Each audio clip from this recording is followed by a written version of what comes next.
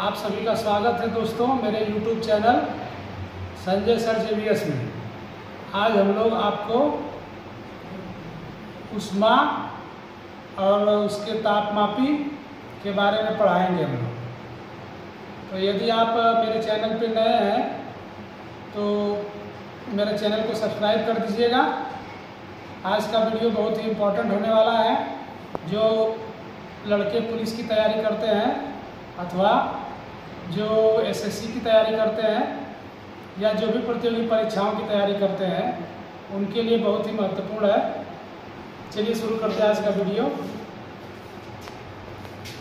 ये ऊष्मा पहला टॉपिक है। ऊष्मा ऊष्मा किसे कहते हैं? तो ऊष्मा ऊर्जा का एक रूप है।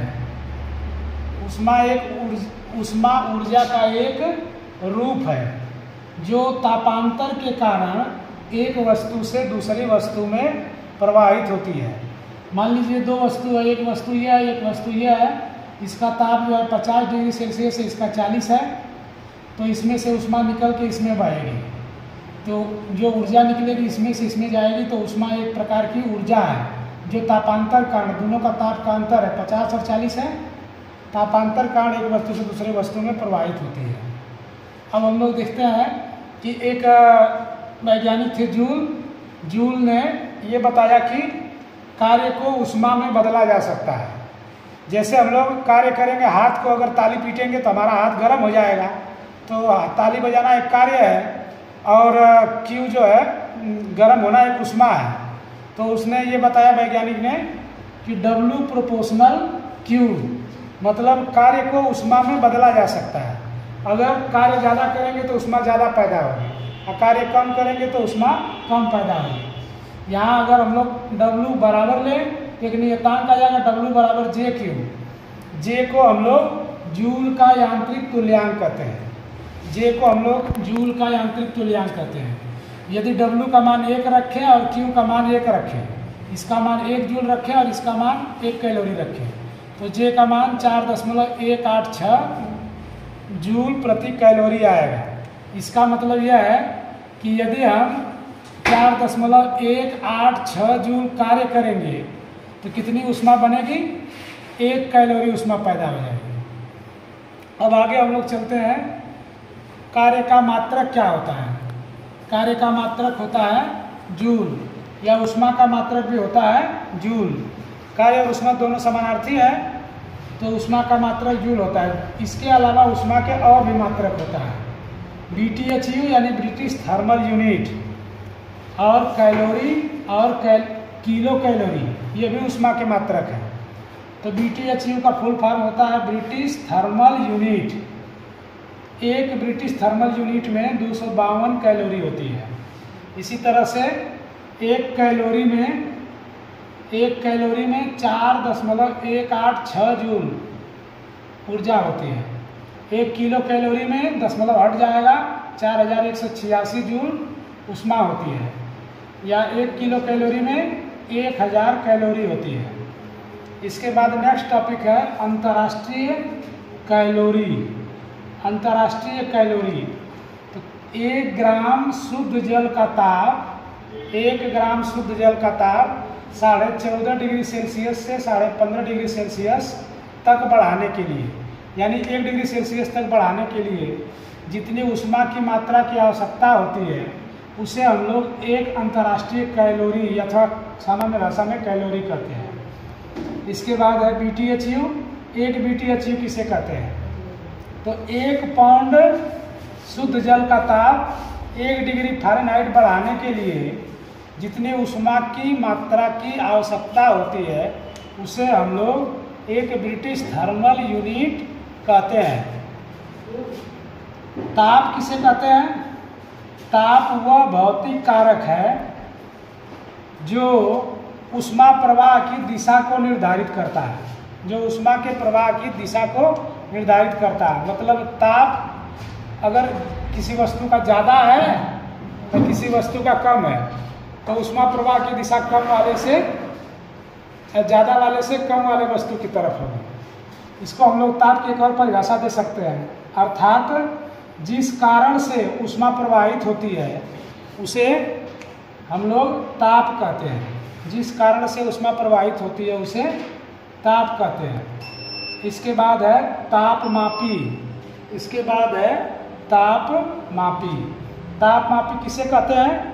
ताप मापने के यंत्र को या ताप मापने के उपकरण को हम लोग तापमापी कहते हैं, अंग्रेजी में थर्मामीटर कहते हैं।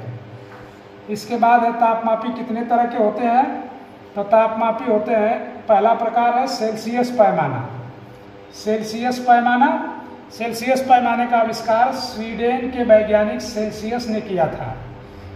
इस पैमाने में 0 डिग्री सेल्सियस जल के हिमांक को माना जाता है और 100 डिग्री सेल्सियस जल के भाप बिंदु या क्वथनांक को माना जाता है। स्वीडन ने इसका आविष्कार किया था। इस पैमाने में 0 डिग्री सेल्सियस जल के हिमांक को माना जाता है और 100 डिग्री सेल्सियस जल के क्वथनांक को माना जाता है। दूसरा पैमाना है फ़ारेनहाइट। इस पैमाने का आविष्कार जर्मन वैज्ञानिक फ़ारेनहाइट ने किया था। इस पैमाने में जल का हिमांक 32 डिग्री एफ होता है और क्वथनांक अथवा भाप बिंदु 212 डिग्री एफ होता है। रोमर पैमाना में हिमांक 0 रोमर पर होता है और क्वथनांक या भाप बिंदु 80 डिग्री रोमर पर होता है। केल्विन पैमाना, केल्विन पैमाना में हिमांक 273 केल्विन पे होता है और क्वथनांक अथवा भाप बिंदु 373 केल्विन पे होता है। अब हम लोग जान लेते हैं कि जो 4 तरह के पैमाने हम लोगों ने पढ़ा है, 4 तरह के पैमाने में कैसे संबंध ज्ञात करेंगे। सेल्सियस में हिमांक 0 होता है तो C-0 और इसका क्वथनांक या भाप बिंदु 100 होता है तो बटे 100-0। फ़ारेनहाइट में हिमांक 32 होता है तो F-32 और क्वथनांक 212 होता है, 212-32। इसी तरह से R-0 80-0 K-273 और बटे 373-273। तो यहाँ हम लोग देखेंगे 100 में 0 घटाएंगे तो 100 बचेगा, यहाँ 100 हो जाएगा।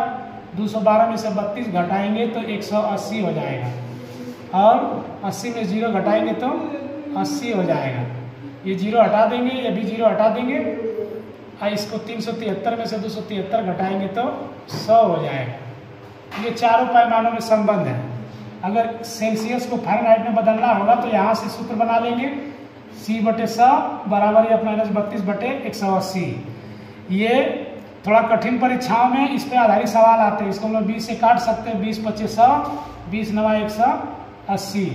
तो ये दोनों पदों का समीकरण हो जाएगा C/5 बराबर F-32 बटे 9। इसके बाद है परम शून्य। परम शून्य किसे कहते हैं? परम शून्य ताप से आप क्या समझते हैं? देखो, विज्ञान के आधार पे किसी भी वस्तु का अधिकतम ताप कुछ भी हो सकता है, लेकिन किसी वस्तु का न्यूनतम ताप सैद्धांतिक रूप से विज्ञान के हिसाब से -273.15 से कम नहीं हो सकता है। इससे कम किसी वस्तु का ताप नहीं हो सकता है। तो इसी ताप को हम लोग परम शून्य ताप कहते हैं। इसमें इसको छोड़ भी सकते हैं, -273 सेल्सियस लिख सकते हैं। तो 0 केल्विन बराबर -273.15 सेल्सियस होता है। केल्विन और सेल्सियस में संबंध हो गया। इधर अगर हम लोग देखें 273.5 केल्विन बराबर 0 सेल्सियस भी कह सकते हैं। पहले सेल्सियस पैमाने को सेंटीग्रेड पैमाने के नाम से जाना जाता था और केल्विन पैमाने में डिग्री का प्रयोग नहीं किया जाता है। किसी भी वस्तु का ताप अगर -39 डिग्री सेल्सियस से कम है तो उस वस्तु के ताप नापने के लिए पारा वाले तापमापी का इस्तेमाल नहीं किया जाता है। क्यों नहीं किया जाता है? क्योंकि पारा जो है -39 डिग्री सेल्सियस पर जम जाता है। तो जम जाएगा तो वो ताप सही नहीं बता पाएगा। तो जिस वस्तु का ताप -39 से कम है उस वस्तु का ताप ज्ञात करने के लिए हम लोग अल्कोहल तापमापी का प्रयोग करते हैं। मतलब ऐसा तापमापी जिसमें कि अल्कोहल भरा हुआ होता है। अल्कोहल कितने पर जमता है? -115 डिग्री सेल्सियस पर जम जाता है। इसके बाद है पारा थर्मामीटर। जिस थर्मामीटर में पारा भरा होता है उसका आविष्कार किसने किया था? फ़ारेनहाइट ने किया था। जर्मन वैज्ञानिक फ़ारेनहाइट ने किया था। पारा आप लोग जानते होंगे कि किसी डॉक्टर के पास आप जाएंगे, अगर आपको बुखार है तो वो एक शीशे का बना हुआ उसके अंदर पारा भरा हुआ रहता है, वो या तो जीभ में दबाने के लिए कहता है या तो फिर कांख में दबाने के लिए कहता है, और उसके बाद आपके शरीर की गर्मी से पारा पिघलने लगता है। तो मनुष्य के शरीर में अगर उसको डाला जाएगा तो पिघल करके 37 डिग्री सेल्सियस पे जाएगा अगर सेल्सियस है तो, और अगर फ़ारेनहाइट तापमापी है, डॉक्टर लोग सामान्यतः फ़ारेनहाइट यूज़ करते हैं, तो उसमें 98.6 डिग्री फ़ारेनहाइट मनुष्य के शरीर का ताप बताएगा। तो एक स्वस्थ मनुष्य के शरीर का ताप 98.6 फ़ारेनहाइट होता है। अगर इससे कम होगा तब भी आदमी को कहा जाएगा बुखार है, और इससे अधिक होगा तब भी कहा जाएगा कि आदमी को बुखार है। तो आज का वीडियो आप लोगों को कैसा लगा? इसमें बहुत ही इम्पोर्टेंट क्वेश्चन है। जैसे क्वेश्चन है आपका कि कार्य का मात्रक क्या होता है, ऊष्मा का मात्रक क्या होता है, BTU किसका मात्रक है, मनुष्य के शरीर का ताप कितना होता है सेल्सियस पैमाने पर, मनुष्य के शरीर का ताप कितना होता है फ़ारेनहाइट पैमाने पर, और सेल्सियस पैमाने और फ़ारेनहाइट पैमाने में क्या संबंध है। इस तरह से बहुत से प्रश्न आपको इस वीडियो में कवर हुए हैं। तो मुझे उम्मीद है कि जो लड़के तैयारी करने वाले हैं वो इस वीडियो से इनको बहुत सा ज्ञान मिला होगा। वो अगर ज्ञान मिला है तो आप लोग क्या करिए, इस वीडियो को लाइक कर दीजिए और मेरे चैनल को सब्सक्राइब कर दीजिए अगर आपने अभी तक मेरे चैनल को सब्सक्राइब नहीं किया है। मेरे चैनल को सब्सक्राइब कर दीजिए, क्योंकि बहुत से वीडियो यूपी पुलिस के लिए मैथ के, जीके के पड़े हुए हैं मेरे चैनल पे, आप उनको जा कर के देख लीजिएगा। बहुत से ट्रिक भी मैंने बनाए हुए हैं, बहुत से ट्रिक वाले वीडियो भी पड़े हुए हैं, वो आपकी परीक्षा के लिए बहुत ही उपयोगी होंगे। बहुत बहुत धन्यवाद दोस्तों, जय हिंद। फिर मिलते हैं किसी नेक्स्ट वीडियो में। धन्यवाद।